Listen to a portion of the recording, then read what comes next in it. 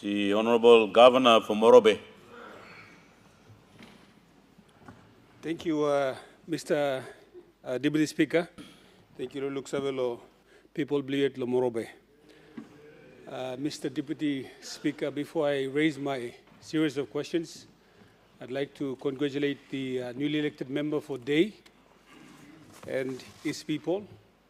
That seat has been quite vacant for some time, and he comes on board with a lot of experience in his background as a lawyer, and we look forward, from my party as well, we look forward to working with him as we go through this parliament.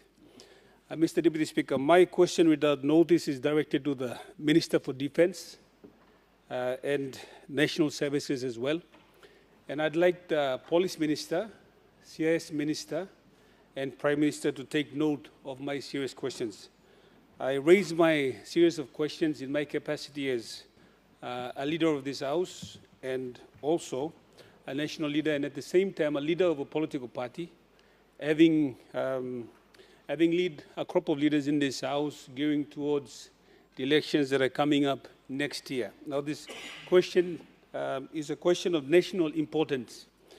Mr. Speaker, I think most of our leaders in this House will agree that the Defense Minister has been doing a tremendous job, which all of us can agree to the work that is brought in, the energy and his level of energy into this field. And the force in many times, as we've been complaining, has been breaking down and discipline in administration, and we acknowledge those efforts done by the good minister.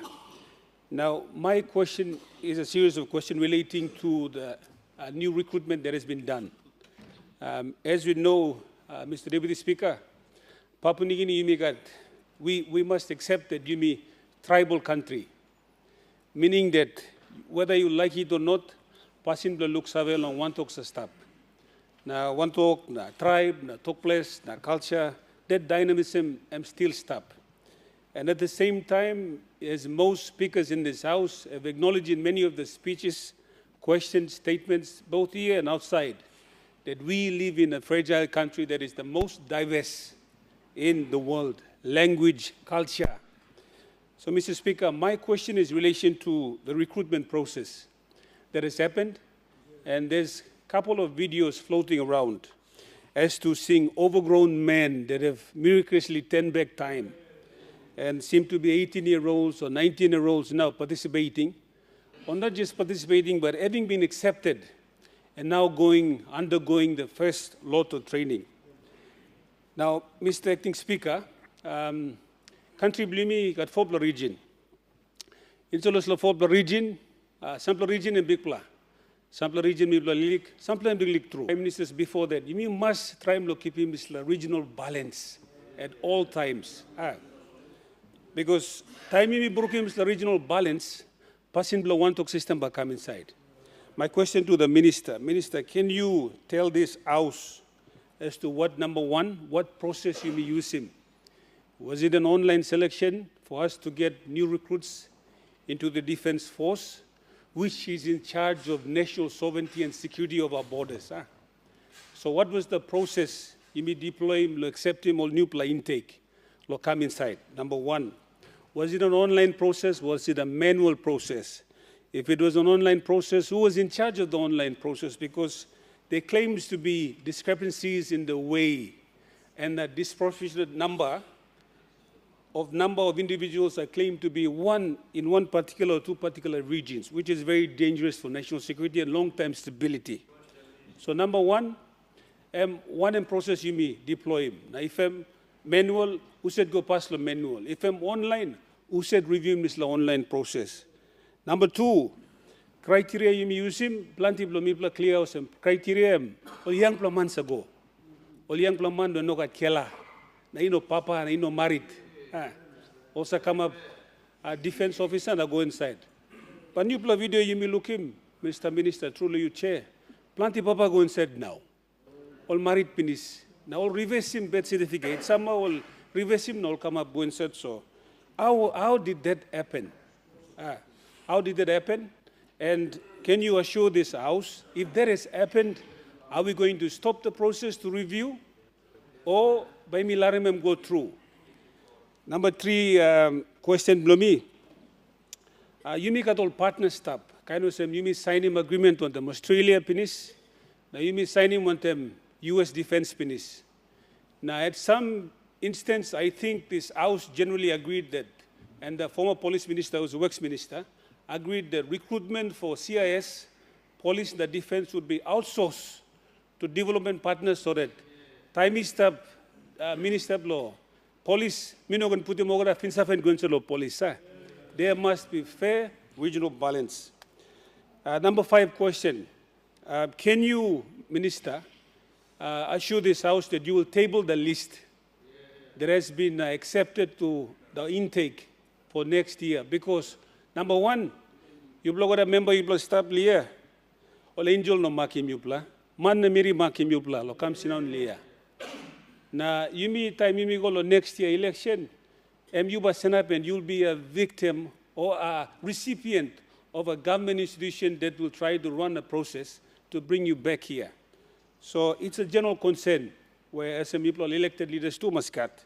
So can you bring to this House list of names of recipients of people you may accepting penis who are intake now listed for intake, and where they come from, their province, their district, their correct age, na face photos, so you get looking face na looking. Kind of some now rugby league, some months are forever 25 law, CV law.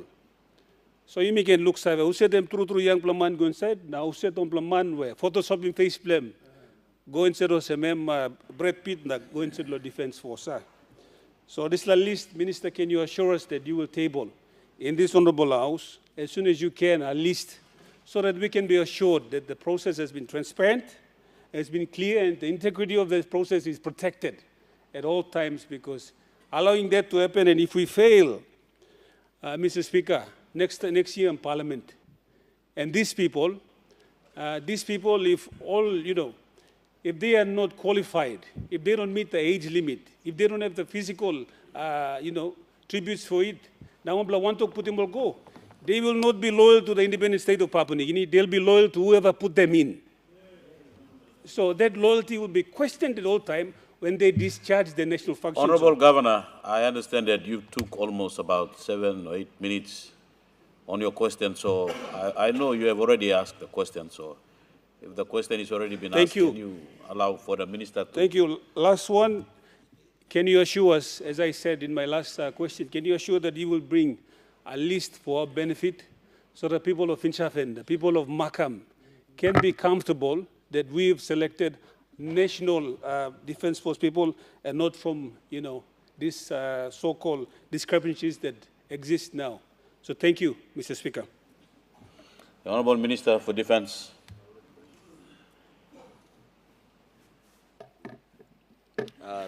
Thank you, Mr. Deputy Speaker. I'd like to thank the good governor from Morobe for raising a very important question. And I do agree with him that that question is of a very important matter to our country, especially in light of video that we have seen floating around. And, but before I answer those questions, I'd like to join the other fellow colleague leaders in this House to congratulate the member for Day and the governor for New Ireland for being elected to the House, as well as the member for Karawaki Gamble, Akundiawa Gamble. I beg your pardon.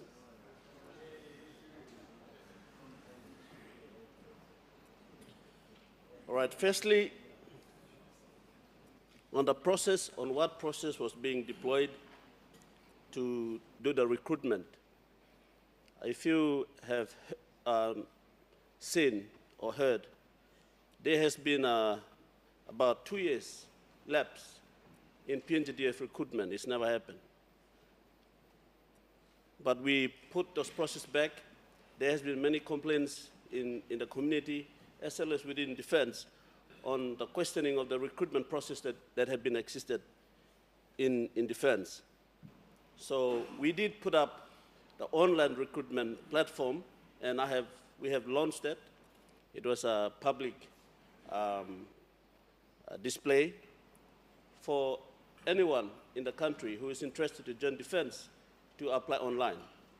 So the first process that was employed is an online recruitment process in which an independent HR firm was engaged to do this thing. So that whole process is removed from myself as minister, or the secretary, or the CDF, or even the Defense Council, or anybody for that matter.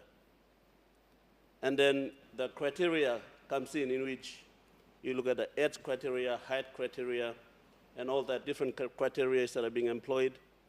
And once that online selection happened, that list has been put out in the media, in social media, and it was a transparent process.